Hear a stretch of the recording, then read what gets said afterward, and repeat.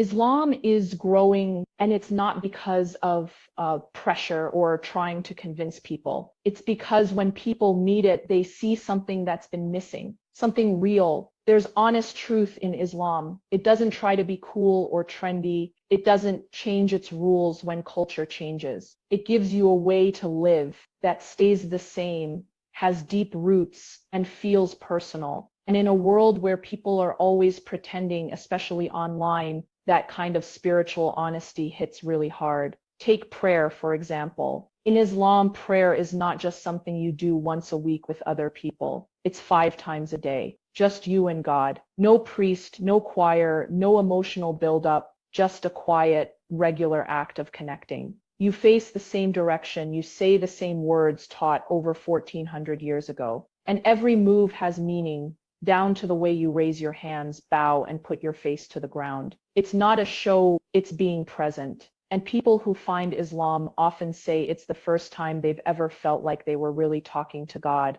not talking about God. And that's just one part of it. Fasting during Ramadan, that's not about starving. That's about control, self-control, mind control, soul control. For 30 days, Muslims all over the world turn off autopilot. They stop eating, drinking, even saying certain things from sunrise till sunset. And it resets everything. It's not some random diet plan. It's on purpose. It's about realizing how strong you are when you depend on something greater than yourself. It's about putting your spiritual life back in the driver's seat. This really connects with people in the West where life moves so fast. The pressure is crushing, and spiritual life, if it exists at all, often feels disconnected. People are tired. They've been told to chase happiness in productivity tricks, shopping carts, or wellness apps, but they're still coming up empty. And so when they find a system that tells them, hey, your creator knows you better than anyone, give in to that,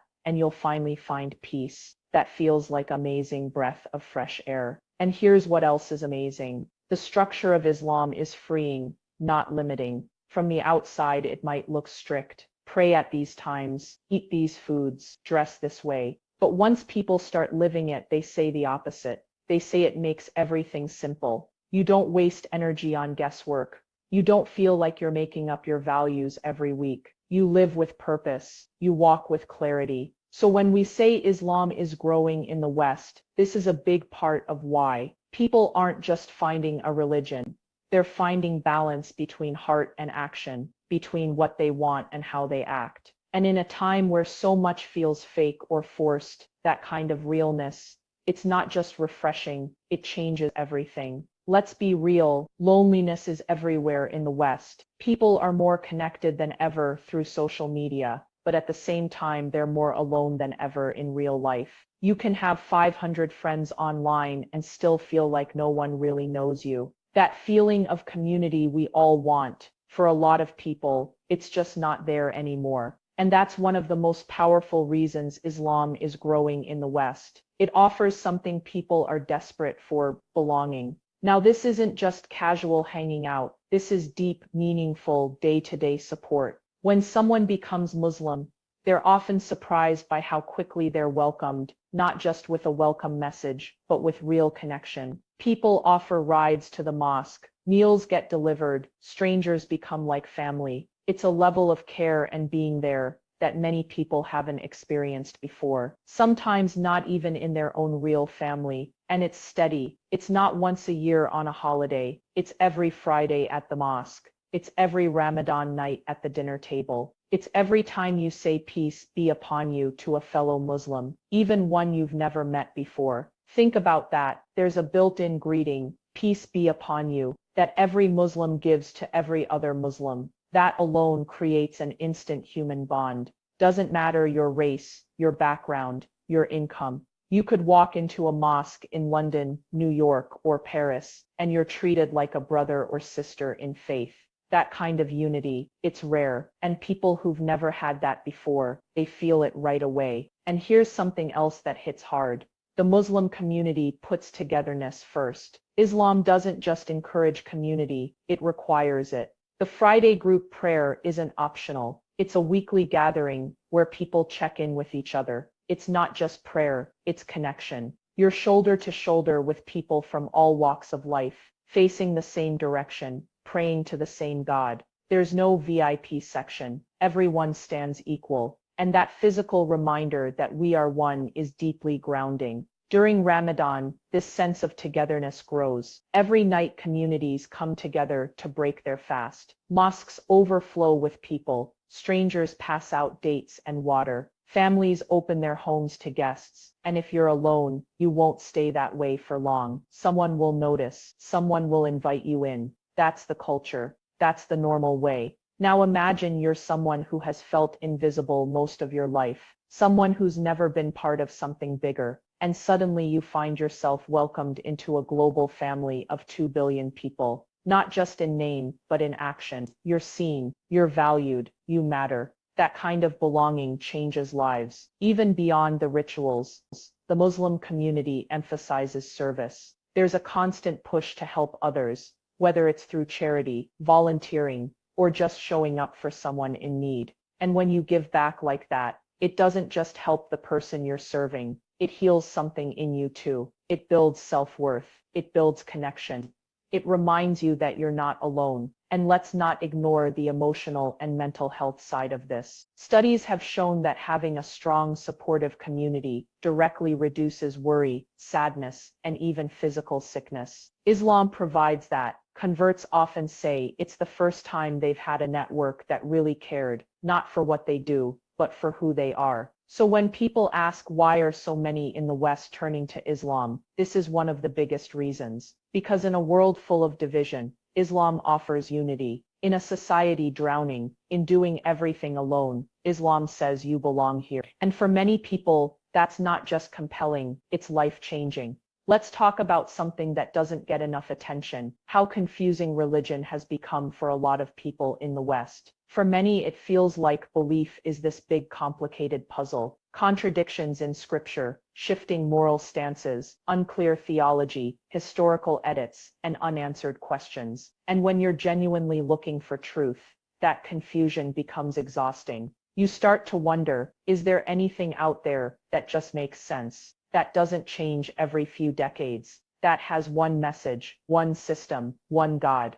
That's where Islam steps in. And this is a huge reason it's growing so fast in the West, because it's not just spiritual, it's clear. The theology is simple, unchanging, and deeply logical. Islam teaches that there is only one God, no partners, no go-betweens, no divine family tree, just one creator, one message, one book. For people coming from backgrounds where belief feels like trying to solve a riddle, this kind of clarity is incredibly refreshing. Now let's get specific. In Islam, God is not shown as part of his creation. He's not human. He's not born. He doesn't die. He doesn't have a physical form. That alone is a huge shift for many people, coming from religions where God is often represented through images, idols, or human forms. Islam draws a firm line. God is beyond human limitation. He is all-knowing, all-powerful, and completely unique. That level of precision in theology attracts thinkers, people who want a belief system that doesn't just feel good, but makes sense intellectually. And here's what's remarkable.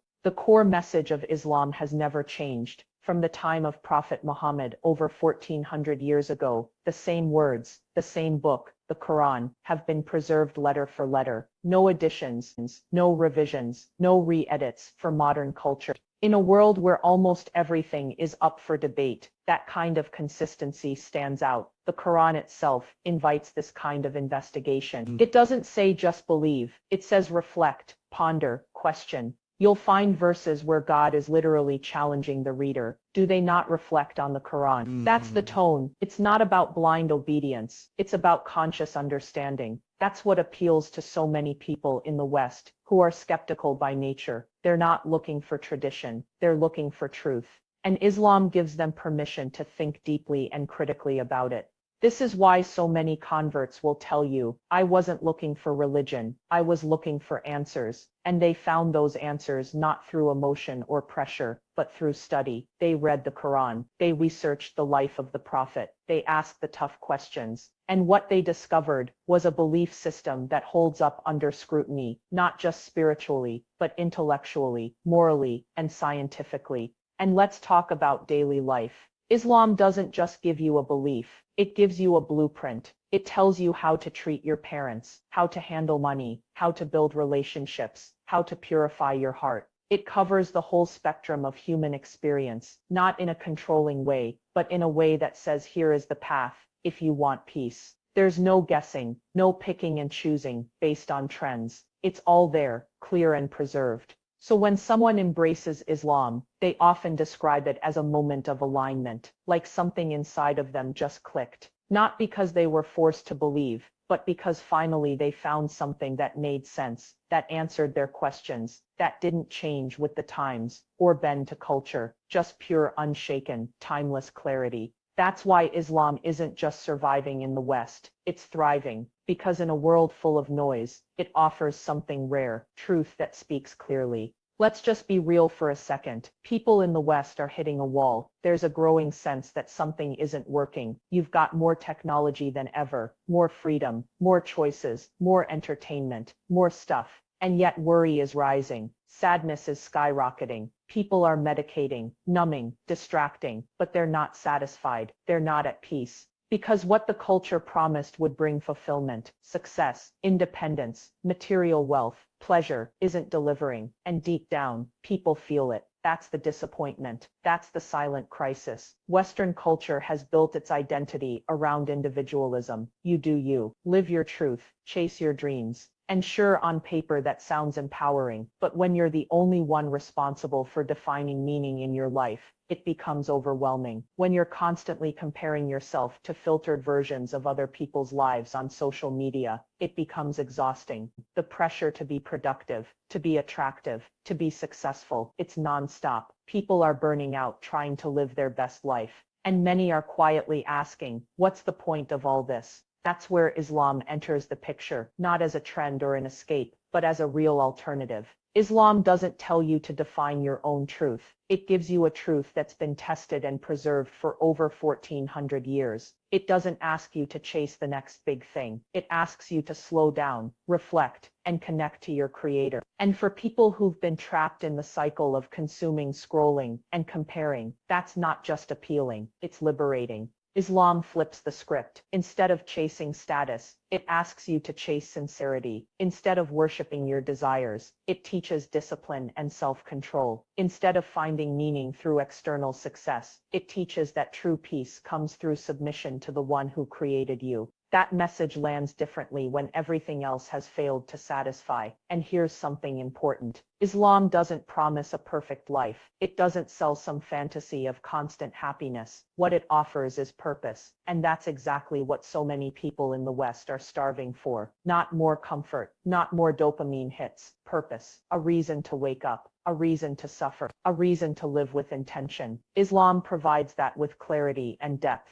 You see a lot of converts to Islam in the West say the same thing. I had everything. I had the job, the apartment, the friends, the parties, but I still felt empty. They weren't lacking things. They were lacking direction. And when they encountered Islam, they found something that cut through all the noise. A faith that wasn't based on trends or politics. A system of life that gave structure, meaning, and dignity. Something that finally made sense in a world that often doesn't. And here's what makes it even more powerful. Islam doesn't just address your spiritual side. It integrates every part of your life.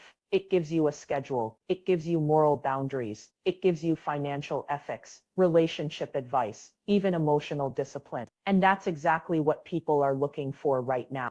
A life that's not chaotic but whole. A life where your soul, your habits, and your values are aligned. So yes, the culture is loud, it's flashy, but it's also wearing people down. And that's why Islam is growing, not because it's easy, but because it's real. It offers clarity in place of confusion, structure instead of chaos, purpose over pleasure. And when everything else has failed to bring peace, people are turning to what actually works. That's not hype, that's reality. Where people change beliefs, like they change outfits, there's something powerful about a person who knows who they are and sticks with it. Muslims pray 5 times a day, fast for an entire month, wear modest clothes year-round, and follow the same ethical rules, whether it's easy or not. That kind of consistency builds trust, and trust builds influence. So when someone in the West sees that, a person who's rooted, focused, disciplined, principled, they start asking, what do they have that I don't?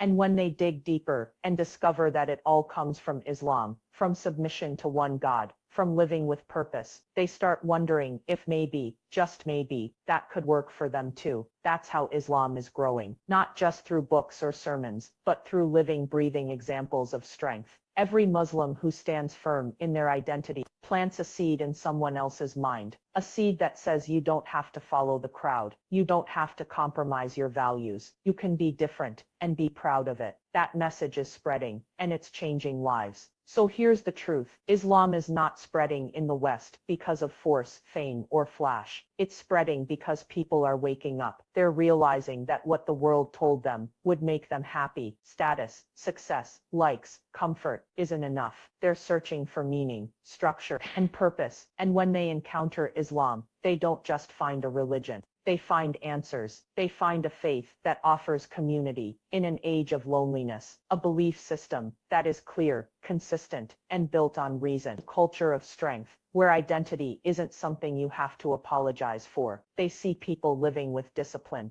praying with intention, and holding on to their values while the world lets go of theirs. And all of that, it makes people curious. It makes them question. It makes them explore. And when they do, they discover that Islam speaks not just to their mind, but to their soul. That's why it's the fastest growing religion in the West. Not because it's easy, but because it's real. The world is changing. People are waking up. And Islam is standing tall, unapologetic, unchanging, and unbelievably relevant.